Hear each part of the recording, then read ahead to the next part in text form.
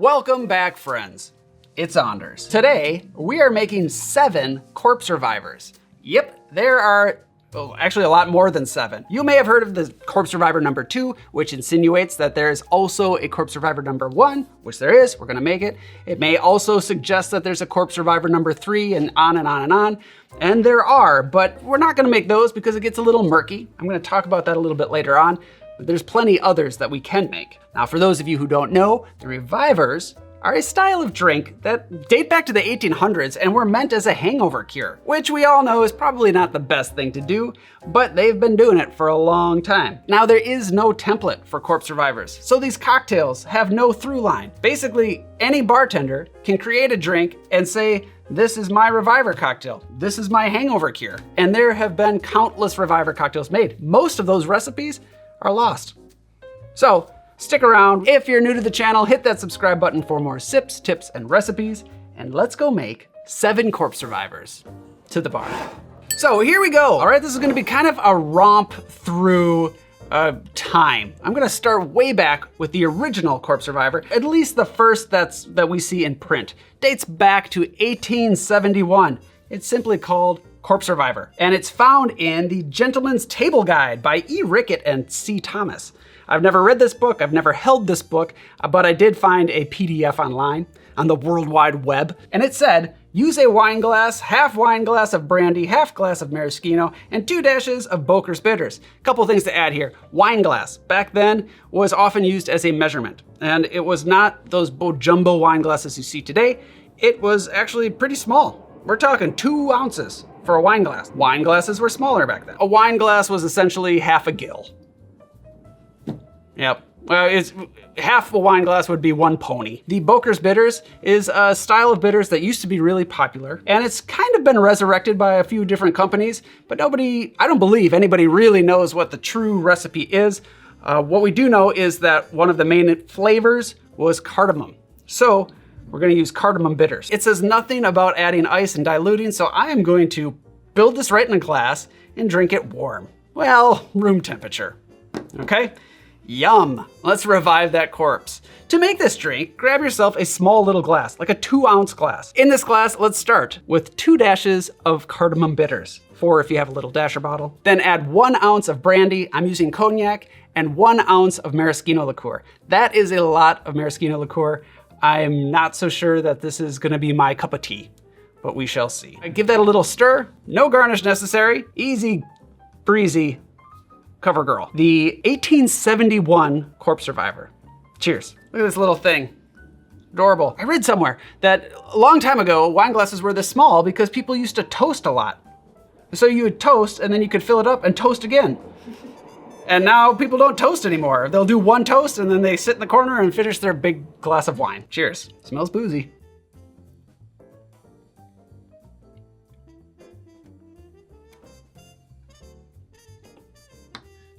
Yeah, couple notes, not diluted. So it's strong, it's sweet from that maraschino liqueur, but honestly, it's not too much. I think the flavor of this is really good. This says a lot about Cognac. I'm always going on about how well Cognac mixes with other spirits. And here, it really tames that maraschino. The bitters in there is really nice. I really like the texture because there's no water, so it's kind of thick, it's heavy, but I wouldn't want this first thing in the morning. If I was hungover, this is not what I would want in front of me.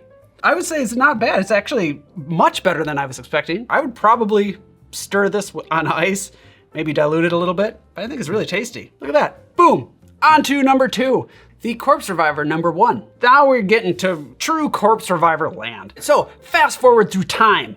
Oh, nearly 60 years to 1930. There we have Harry Craddock's book, The Savoy Cocktail Book. I reference it all the time. It's one of my favorite tomes. In it, we have the Corpse Survivor number 1 and the Corpse Survivor number 2. It's because of this book, I believe, that the Corpse Survivor really became a common cocktail. Now, the number 1 and the number 2 are very different. Number 1 is much less celebrated than the number 2. It's a stronger cocktail. Kind of in the vein of a Manhattan or a Star cocktail, if you're familiar with that drink. So let's just go ahead and make it. In a mixing glass, start with 1 ounce of Cognac, To that, add half an ounce of apple brandy. I am intentionally using a lower proof apple brandy because this is, again, a hangover cure. We're not looking to get blasted. You could also use Calvados, and then add 3/4 of an ounce of sweet vermouth. I bump up the sweet vermouth from what Harry Craddock says in the book. Now add ice and stir, strain that off into a cocktail glass. I've made a small amount, so I've got a small glass. And then express lemon oil across the top. Harry Craddock doesn't say to do that, but that is something that Trader Vic started doing with this cocktail, and it works really well. There we have the Corpse Survivor number 1. Cheers.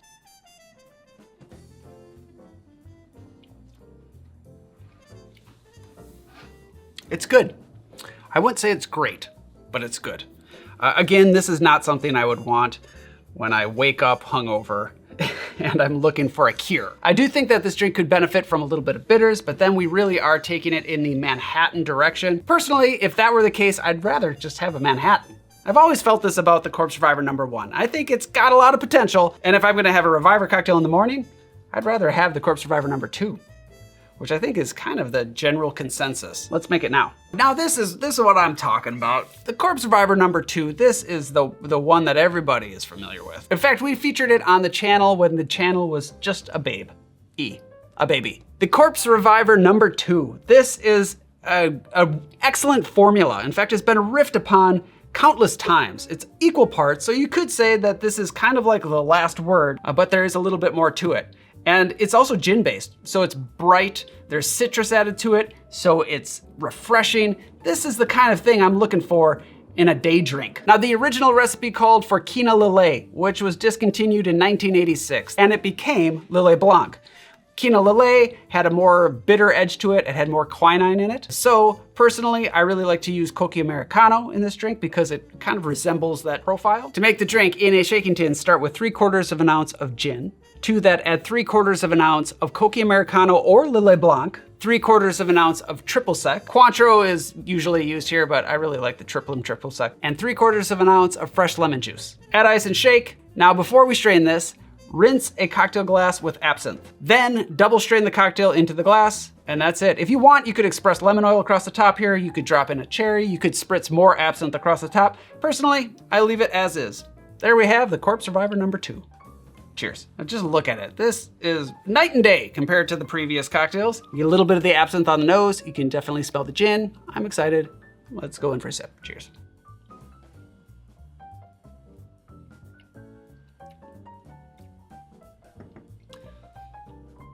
That to me is a great drink. It really is. It's because it follows that equal part template with ingredients that complement each other. It works so well. I do love absinthe, a little bit of absinthe, that anise flavor in my cocktails during the day. It sounds kind of crazy because absinthe is pretty strong, but just a little bit of it. The gin keeps it bright. The lemon juice really gives it a tartness, which is really good, kind of like a lemonade. But then you get a slight bitterness from the Cognac Americano and then a sweetness from the orange. Will it cure your hangover? Actually, no, time and maybe some water and maybe some sleep will cure that. But if you have to have a drink and you're hungover, this is the one I would reach for. Excellent, good, I'm glad we got that covered. Most of you probably already know this drink. So now there are a number of variations on this specific cocktail because the template works so well, which brings us to number 4, the Corpse Reviver number 2A. It wasn't initially called Corpse Reviver number 2A. It was initially called the Corpse Reviver number 2, but it was a variation on Harry Craddock's number 2. Corpse Reviver number 2. So there were 2 2s. Now the 2A is what it's called now to differentiate the two. This one, 2A, was made popular by Crosby Gage, Trader Vic, and Patrick Duffy, who were all bartenders back in the day. Now when I say Patrick Duffy, most of you are thinking of the actor from Dallas or Step by Step if you're a little bit younger. A different person. That's a different Patrick Duffy. It's a simple variation. The Quina Lillet, or Cognac Americano in my case, is swapped out with Swedish Punch, a Scandinavian liqueur that has black tea and a number of spices, and in the drink, it actually works really well. To make the Corpse Reviver number 2A, it's the same thing as the number 2. 3/4 of an ounce of gin, instead of the Cognac Americano, 3/4 of an ounce of Swedish Punch, 3/4 of an ounce of triple sec, 3/4 of an ounce of fresh lemon juice. Add ice and shake, rinse the glass with absinthe, strain the cocktail, and there we have the Corpse Survivor number 2A. Just as simple as the number 2. Cheers. That's really nice. I like that quite a bit. It is a little bit sweeter, but it's a complex sweetness. And yes, I would be okay drinking this one earlier in the day. So I give that 2 thumbs up. 2A thumbs up. Now, wait, 1, 2, 3, 4, 5. On to number 5. Another Corpse Survivor number 2 variation is the Corpse Survivor number Blue, which is much more modern than any of these. I think it was created in 2007.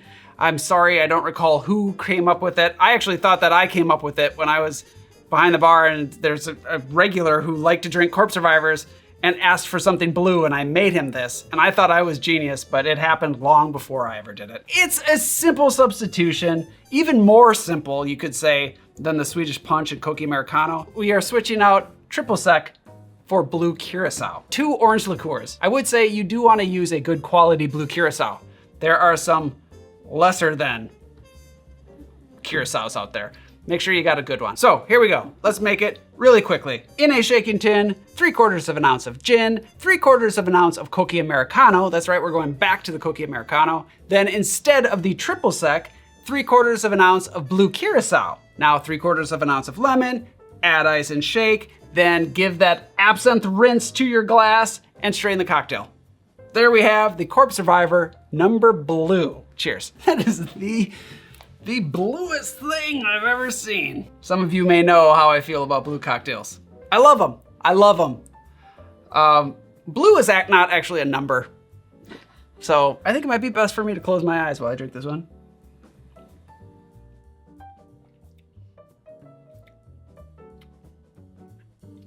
Tastes a lot like the number 2. It's good. I will say this, if I'm gonna be not nitpicky, but really specific, I would say that the number Blue is a touch richer because curacao is a little bit richer than triple sec. That's the only difference between these two. Well, the color, obviously, but yeah, is it a gimmick? Yeah, maybe, but it tastes equally as delicious. Don't drink washer fluid. But if you're kind of curious about washer fluid, have this instead. On to number 6. This is the Godfrey's Corpse Reviver. I came across this one in the Café Royal cocktail book. And actually the Café Royal cocktail book, which I have right here, by the way, this is the one I was looking in. But we got 3 different Corpse Reviver cocktails in the Café Royal. First of all, there is a cocktail in here called the New Corpse Reviver. This came out 7 years after the Savoy cocktail book, and it's the exact same recipe as Harry Craddock's cocktail, the Corpse Reviver number 1. So it's a little confusing. There are a lot of confusing things when it comes to Reviver cocktails, and this is one of them. So we are not gonna make the new Corpse Reviver from the Café Royal cocktail book because it's the exact same thing as this one. But we are gonna make Godfrey's Corpse Reviver, which essentially is a glass of gin with some vodka added to it. I can already tell you, this is not what I want to drink first thing in the morning, or possibly ever. We'll see. Let's make this. So in the cocktail book, he does say to shake the cocktail. I've tried it shaken. It does nothing. So I'm gonna stir this drink. This is primarily booze, so give it a shot. Here we go, let's just make it. In a mixing glass, start with 1.5 ounces of gin, your favorite gin, because you're gonna taste it. To that, add 3/4 of an ounce of vodka, a bar spoon of grenadine. I'm gonna, of course, plug my own that I made in collaboration with Portland Syrups. I'm gonna leave a link down below, but if you want, you can also make it yourself. You do want a good tart pomegranate flavor here. The original recipe, I believe, called for a dash, but I think that a little extra sugar here doesn't hurt things at all. And then add a dash of Angostura bitters. Add ice and stir, strain that off into a cocktail glass, and that's it. There we have Godfrey's Corpse Reviver. Cheers. I gotta say, this is actually a very pretty drink. In fact, minus the vodka and grenadine, we pretty much have pink gin, which we talked about recently. And pink gin was, you know, what naval officers were drinking on the ships. So they were more concerned about just a good, strong drink, as opposed to a hangover cure, which is supposed to be easy to drink. Oh, and also this was created by somebody named Godfrey Baldini. Baldini. Pretty sure it was Baldini. Baldini. So cheers to Godfrey.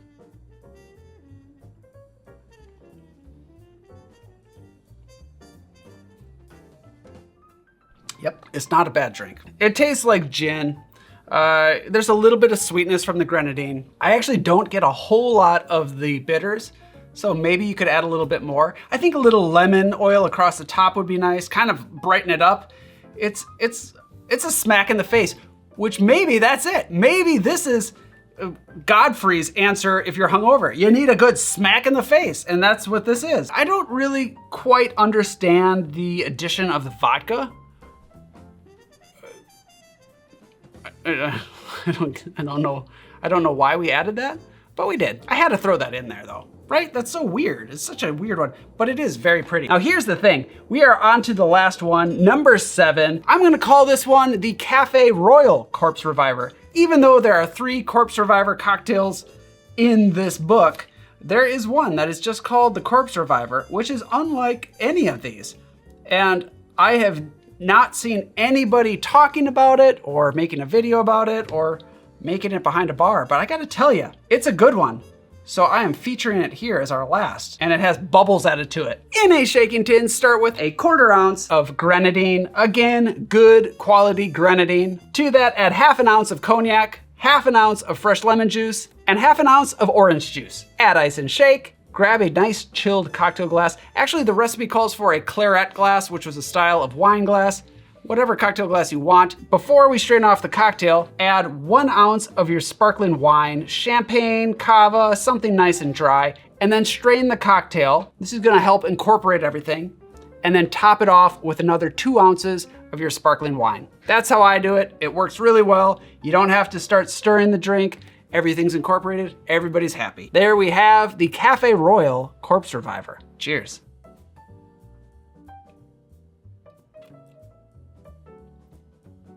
Why this drink isn't more popular, I don't know. To me, this is a great corpse reviver. Think of a mimosa meets a champagne cocktail meets a Ward 8 cocktail.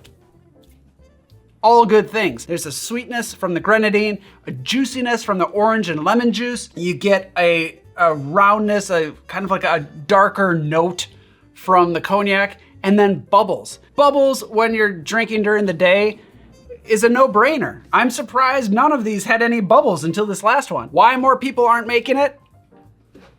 Hopefully now they will. Now you're probably thinking, okay, well, what about the Corpse Reviver number 3? And that is some murky water.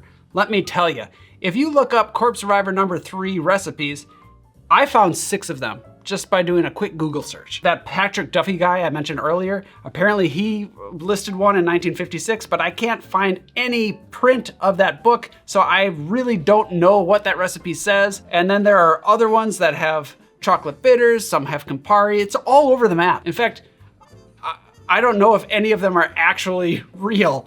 So I think that might be a good idea for a video down the road. You wouldn't even have to stop at number 3, even though there's like a million number 3 recipes. There's number 4, number 5, you name it. The list could be infinite. So we're gonna stop there. Let me know in the comments down below. Are you familiar with all of these? Do you have a favorite? Do you need reviving? Call a doctor. Thank you for watching. Don't forget your merch. Sign up for the newsletter. Grab your grenadine. I will see you next time.